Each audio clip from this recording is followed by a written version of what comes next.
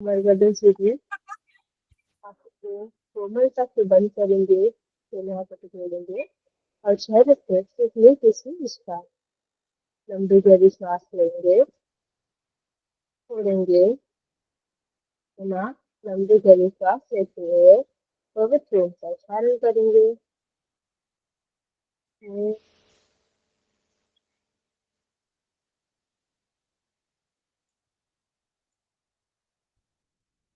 ओंकारं बिन्दुसंयुक्तं नित्यं ध्यायन्ति योगिनः कामदं मोक्षदं चैव ओंकाराय नमः।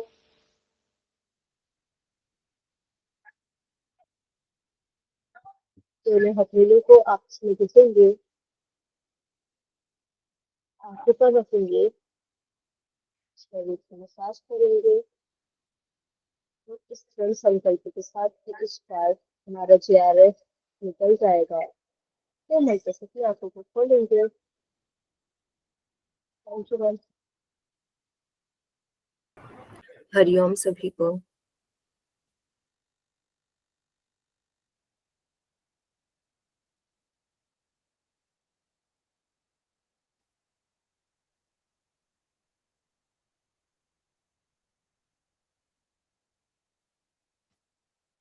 पहले वाली क्लास में हमने क्या क्या किया था? मैम हम अनुमान पढ़ रहे थे। पहले जो इससे पहली क्लास हुई है उसमें हम दर्शन देखे थे, 6 आस्तिक दर्शन और 3 नास्तिक दर्शन। कौन कौन से थे? 6 आस्तिक दर्शन में थे न्याय, वैशेषिक, सांख्य, मीमांसा जिसमें पूर्व और उत्तर मीमांसा और योग दर्शन था। और नास्तिक दर्शन 3 थे, और बौद्ध, जैन और शाक्य। और इनके प्रणेता पढ़े थे, इनके और प्रमाण के बारे में पढ़ा था कि किस दर्शन में कितने प्रमाण होते हैं। और प्रमाण, प्रमाणों के नाम बताइए, 6 प्रमाण कौन कौन से हैं? टोटल तो 6 प्रमाण होते हैं, जैसे प्रत्यक्ष, अनुमान, आगम, शब्द, उपमान। आगम और शब्द एक का ही नाम है, शब्द को ही आगम बोलते हैं। हाँ, उपमान। बाकी 2? और अर्थपट्टी और अनुपलब्धि। वेरी गुड, आप बहुत अच्छे से पढ़ रहे हो लावी जी। पहले वाली क्लास में हम अनुमान, प्रमाण, शब्द और उपमान कर चुके थे। आज हम करेंगे प्रत्यक्ष प्रमाण। प्रत्यक्ष प्रमाण क्या होता है? प्रत्यक्ष यानी कि जिस चीज, प्रमाण तो हो गया ज्ञान, प्रत्यक्ष यानी कि डायरेक्ट नॉलेज, किसी चीज से हमें डायरेक्ट वो मिल रहा है ज्ञान। ये नहीं है कि हमें सोचना पड़ रहा है या कुछ अदर तरीके से, जो हमें डायरेक्ट हमारे सामने जो भी है वो ज्ञान। प्रत्यक्ष ज्ञान 2 तरह का होता है। प्रत्यक्ष ज्ञान के 2 पार्ट है, निर्विकल्प और सविकल्प।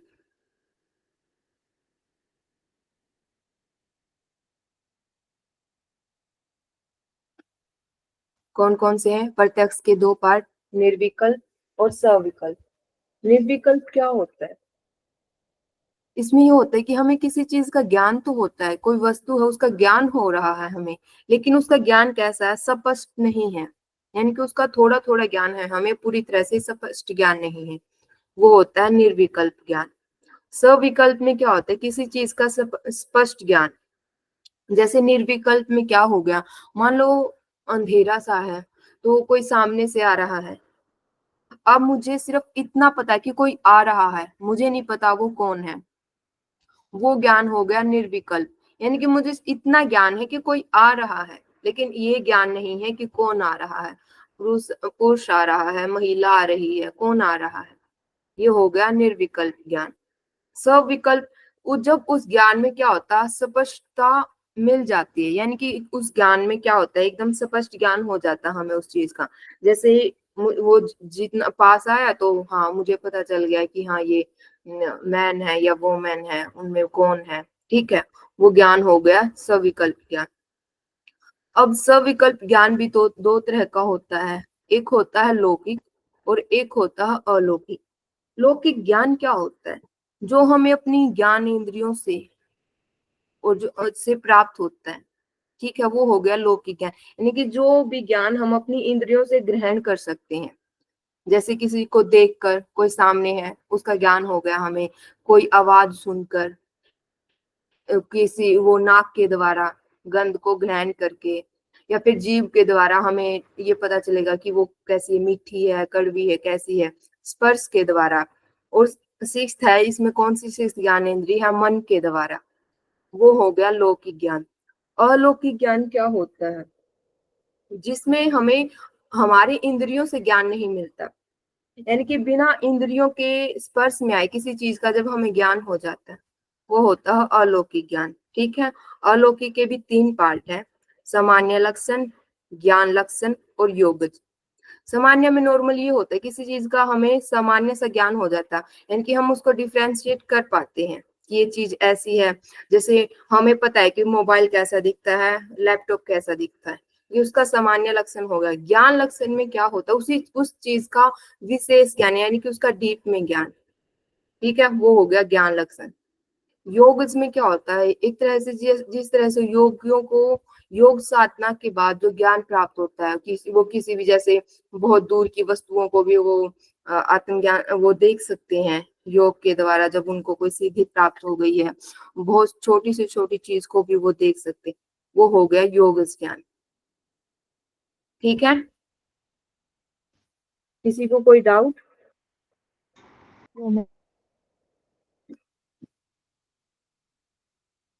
यहाँ पे इनकी डेफिनेशन आ गई, हमने क्या, निर्विकल्प क्या होता है, जिसमें किसी वस्तु का ज्ञान तो होता है लेकिन उसकी विशेषताओं का नहीं पता होता हमें, यानी कि उस चीज का स्पष्ट ज्ञान नहीं होता।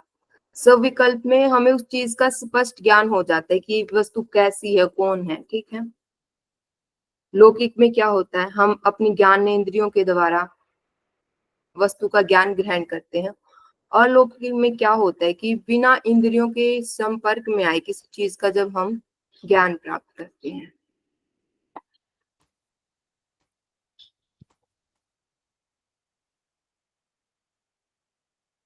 अब आता है अर्थपट्टी। मैडम थोड़ा वो स्लाइड दिखा देंगे जो आपने अभी दिखाया था, लौकिक का जो था। फर्स्ट वाली, नहीं, नीचे और नीचे, नेक्स्ट नेक्स्ट नेक्स्ट। हाँ ये ठीक है।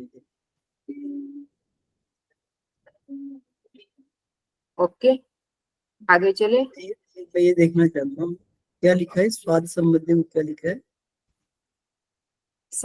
ये स्वाद संबंधी धारणा, नहीं, स्वाद स्वाद संबंधी गस्टैटरी। ये ठीक हमारी है। जो 5 ज्ञान इंद्रिया होती है और एक जो मनस इंद्रिय है उसके हाँ द्वारा हाँ जो ठीक ज्ञान ग्रहण करते हैं। है, ओके ओके, ओके ठीक है।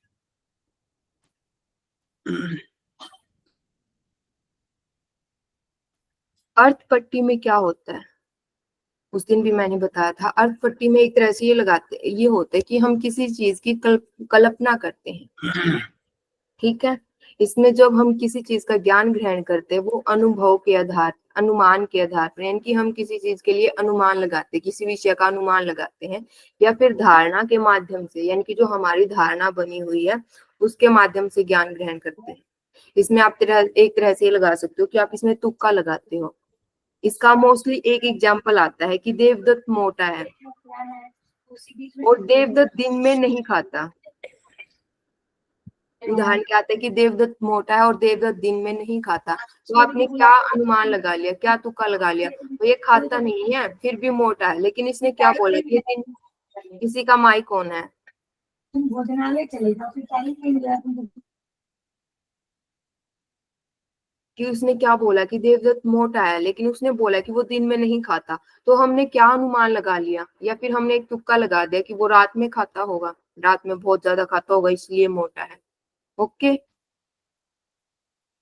अर्थपट्टी। नेक्स्ट है अनुपलब्धि। अनुपलब्धि में क्या होता है, हमें किसी चीज का ना होने का ज्ञान होता है, किसी वस्तु के ना होने का जो ज्ञान होता है हमें प्रत्यक्ष या फिर अप्रत्यक्ष रूप से, वो क्या होता है, उसे बोलते हैं अनुपलब्धि। और मान लो मैं बोल रही हूँ आपको कि मैं रूम में आई, वहां पे मैंने बोला कि इस वाल पे क्या है, घड़ी नहीं है, तो इसका मतलब क्या हुआ, मैंने बोला कि घड़ी नहीं है, इसका मतलब वहां पहले घड़ी थी, अब वो नहीं है।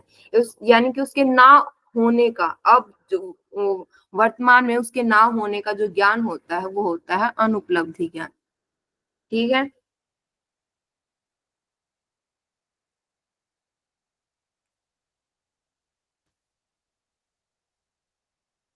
अब हम करेंगे न्याय सिलोलिज्म।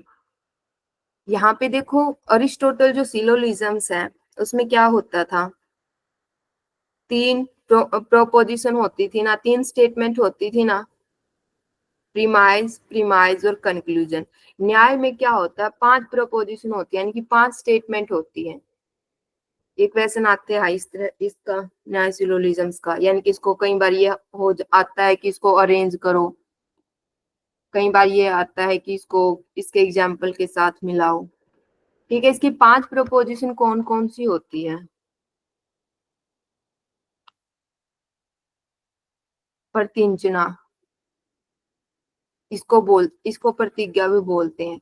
सेकंड होती है हेतु, यानी कि उदाहरण, सॉरी इसको कारण भी बोलते हैं। पहली हो गई प्रतिज्ञा या प्रतिंजना, सेकंड हो गई हेतु, थर्ड होती है उदाहरण, फोर्थ होती है उपनय, पांचवी होती है निगमन।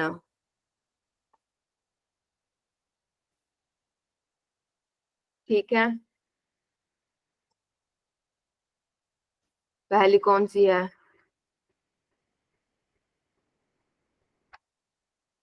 प्रतिंजना। सेकंड कौन सी है, हेतु। थर्ड कौन सी है, उदाहरण।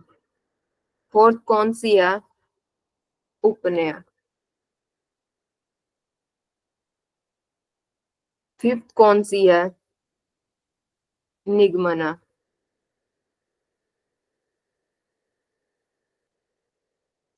अब इसमें होता क्या क्या है, जो प्रतिज्ञा होती है या फिर जो प्रतिज्ञा होती है उसमें क्या करते हैं, हम किसी चीज को सिद्ध करने की कोशिश करते हैं। सेकंड में क्या होता है, हम उस चीज को सिद्ध करने के लिए उसका वो करते हैं, कारण बताते कि ऐसा क्यों है। पहले में हम क्या करते हैं, किसी चीज को सिद्ध करने की कोशिश करते हैं। दूसरी में उसके कारण का बताते कि ऐसा क्यों है, क्यों हमें ऐसा लग रहा है कि वो चीज ऐसी है।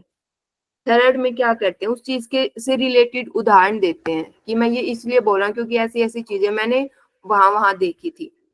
उपनय में क्या होता है कि उस चीज को अप्लाई करते हैं। निगमन में क्या होता है, उस चीज को हम सिद्ध कर देते हैं। अब कैसे, एक उदाहरण लेके चलते हैं। पहला है प्रतिज्ञा, इसमें क्या है, मैंने वो हम नॉर्मली एक एग्जांपल लेते हैं कि उस पहाड़ी पे आग है। ठीक है, अब मुझे सिद्ध करना है कि उस पे आग कैसे है। मैं क्या सिद्ध करना चाह रही हूँ कि उस पहाड़ी पे आग है। सेकंड में मैंने उसका कारण दिया कि मुझे ऐसा क्यों लग रहा है कि वहां पे आग है। कारण में मैंने क्या बताया कि उस पहाड़ी से धुआं निकल रहा है, वो मैंने कारण बता दिया।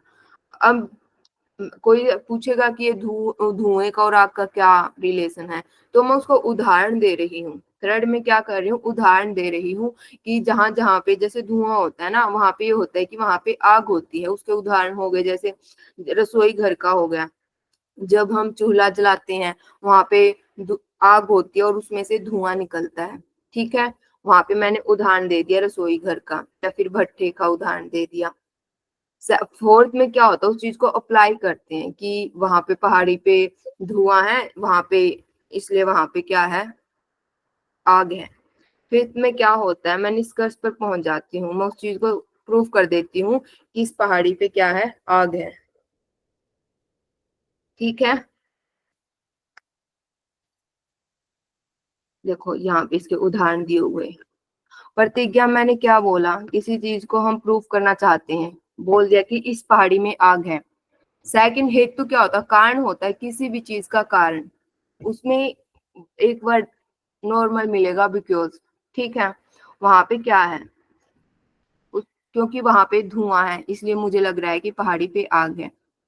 थर्ड में हम क्या देते हैं, एग्जाम्पल देते हैं।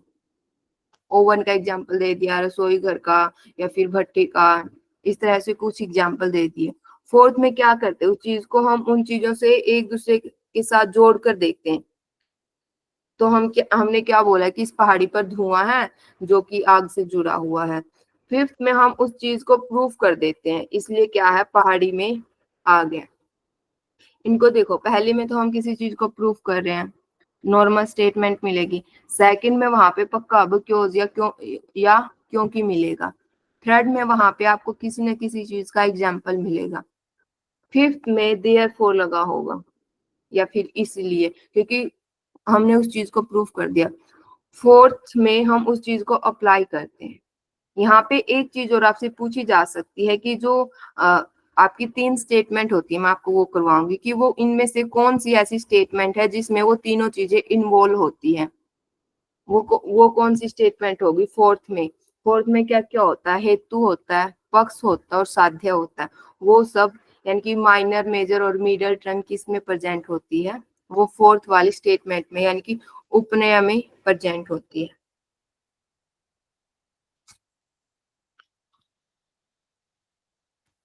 देखो, जैसे हम पहले पढ़ के आ चुके हैं अरिस्टोटल सिलोजिज्म्स में, वहां पे 3 टर्म कौन कौन सी थी, 3 term. Ma'am middle term, major term और माइनर टर्म।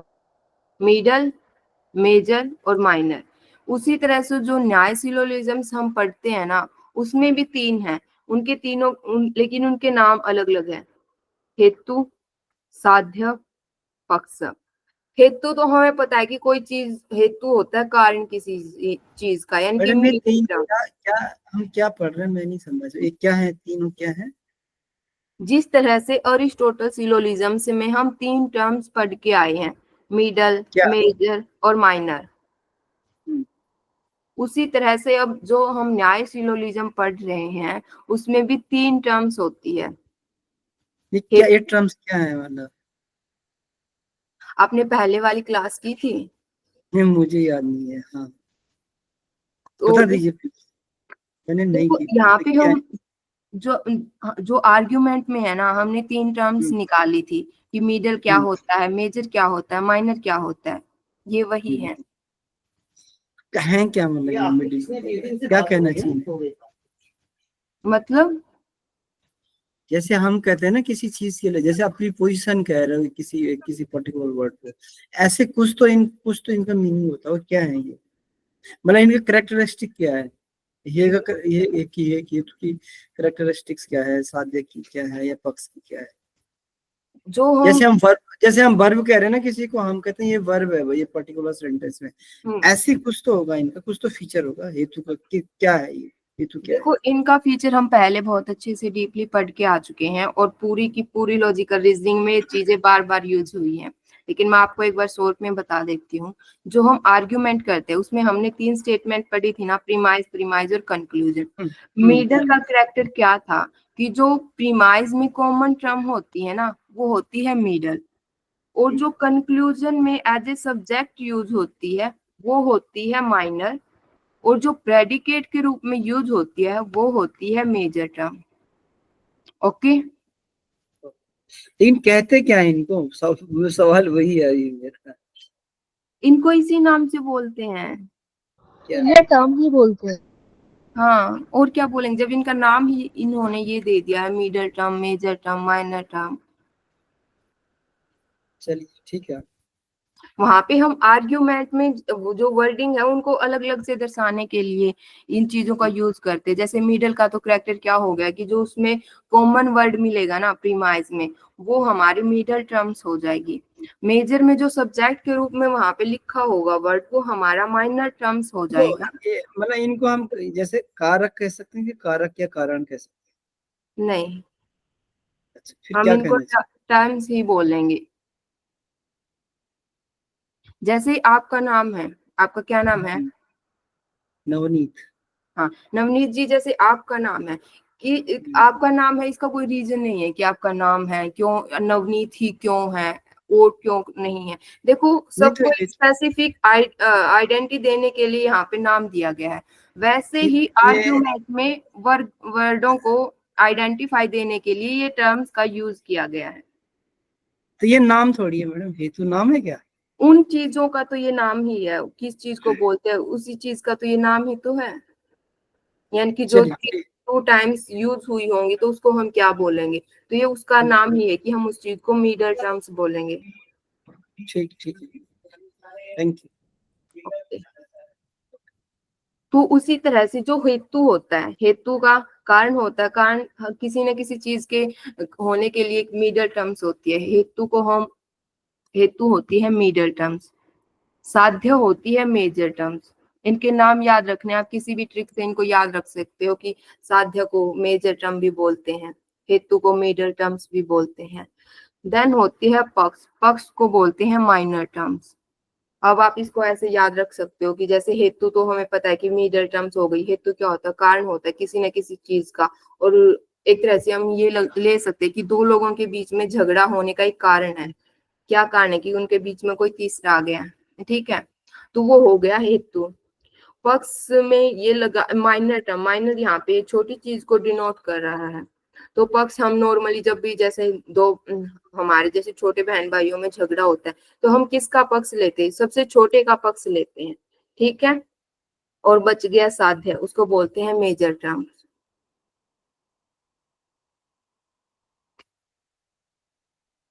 ये सब चीजें आपको याद रखनी है।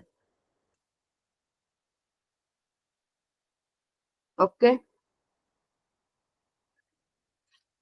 आज हम इतना ही करेंगे, बाकी का कल करेंगे, आपकी एक क्लास रह गई है बस।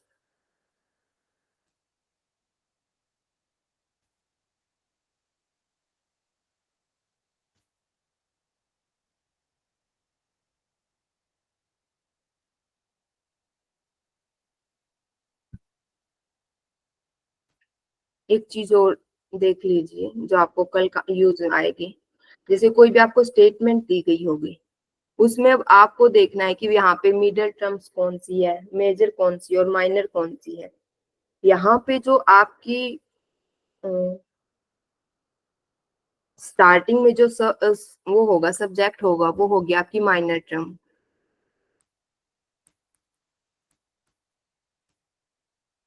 जो बिकॉज से पहले वाला वर्ड यूज हुआ होगा वो, सॉरी, यहाँ पे जो बिकॉज से पहले वाला वर्ड यूज हुआ होगा वो होगा आपका माइनर टर्म। जो बाद का है लास्ट वाला वो होगा मेजर, और जो स्टार्टिंग का वर्ड है वो होगा मिडल टर्म।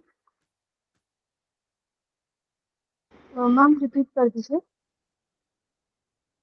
यहाँ पे जो हमारी बिकॉज वर्ड है उससे पहले जो वर्ड यूज हुआ है वो होगा माइनर टर्म। जो बिकॉज जो लास्ट में यूज हुआ होता है वो होता है मेजर टर्म, और जो स्टार्टिंग में होता है वो होता है मिडल टर्म।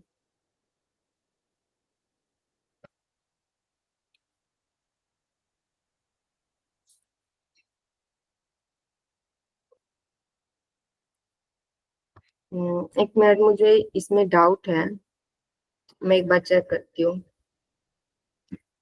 मुझे बस 1 मिनट दीजिएगा।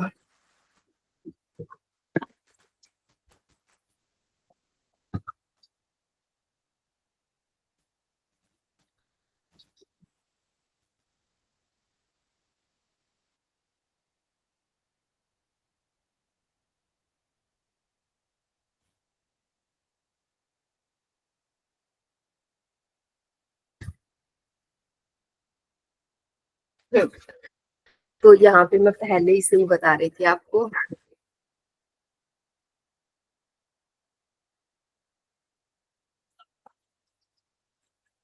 ये दोबारा से लिख लीजिएगा, सॉरी मैंने गलत बताया।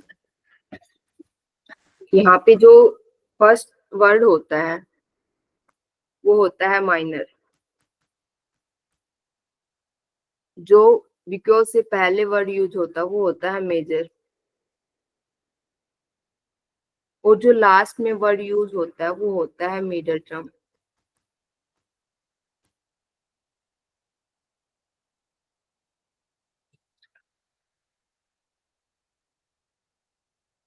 ओके, जो पहला वर्ड यूज करते हैं वो होता है माइनर, देन बिकॉज से जो पहले वर्ड यूज होता है वो होता है मेजर, और जो लास्ट में बिकॉज के बाद यूज होता है वो होती है मिडल टर्म।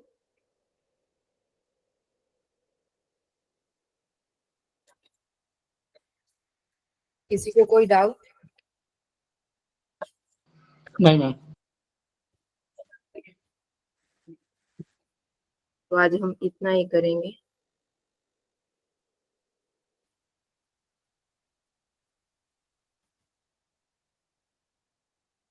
किसी को और कुछ पूछना है?